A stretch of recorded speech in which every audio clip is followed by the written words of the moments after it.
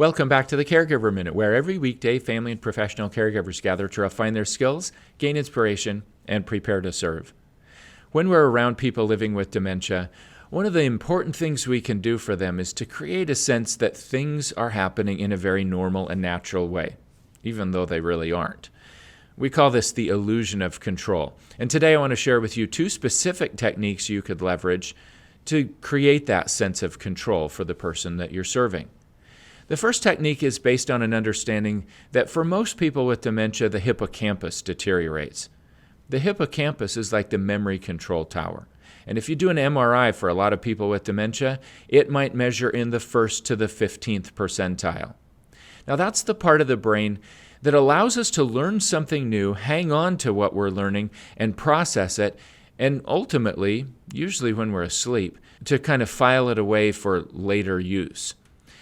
If that part of the brain is deteriorating and a person can only remember things for, let's say, 5 seconds, then they tend to only remember the most recent thing that they heard.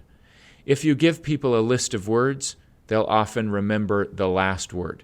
Sometimes the first, because they'll hang on to it, and then they won't be able to keep repeating every other word. But oftentimes, it's just the last word. We call this the last word connection, and we can leverage that to create the illusion of control.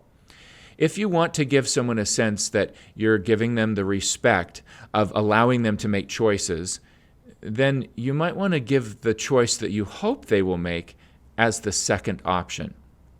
Let's say that you're preparing lunch, and you really want the person to eat the chicken noodle soup instead of the grilled cheese sandwich. Well, a simple way to present it to them that increases the likelihood that they'll choose the chicken noodle soup is, would you prefer grilled cheese? Or how about some delicious chicken noodle soup? Now, notice that I sort of downplayed the grilled cheese and I added an adjective, delicious chicken noodle soup. I sold it a little bit. I made it sound a little bit better. And by offering it as the last option, I also increased the likelihood that that's what the person would remember and that's what they would choose. The other technique that I would share is called throwing yourself under the bus. It's called blaming yourself for a whole bunch of different stuff that goes wrong. If you want to create a situation where the other person feels more normal about how things are unfolding, then you've got to deal with the fact that no matter how hard we try, there's a whole lot of stuff that's going to feel like we're just springing it on the other person. What about an appointment, for example? Those are concrete, specific details, things that are on the calendar. And that's one of the hardest types of things for most people with dementia to remember. If you tell them in advance that there's an appointment, they're likely to forget it. And then when the appointment comes up and they say, "Where are we going?" And you say, "Well, you have a doctor's appointment," or "We're going to your hair appointment." They might say, "Well, why didn't you tell me?"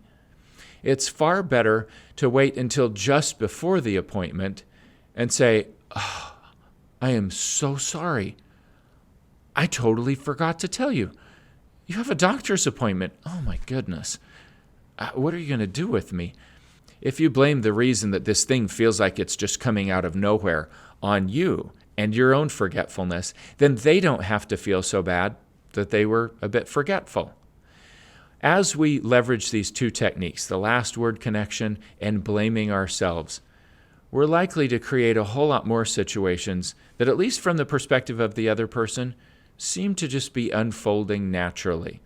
That's less likely to provoke agitation, more likely to give us a sense that we're steering the ship a little bit, and everybody wins in the process. So today I invite you to look for an opportunity to practice the last word connection. Make sure that you give the choice you want the person to make as the second option, and then practice blaming yourself for something. Maybe the person accuses you of something and you end up blaming yourself, even though you know you're not at fault. That can create a greater sense of control for the other person. Well, thanks for watching, and I look forward to seeing you again tomorrow for another episode of the Caregiver Minute.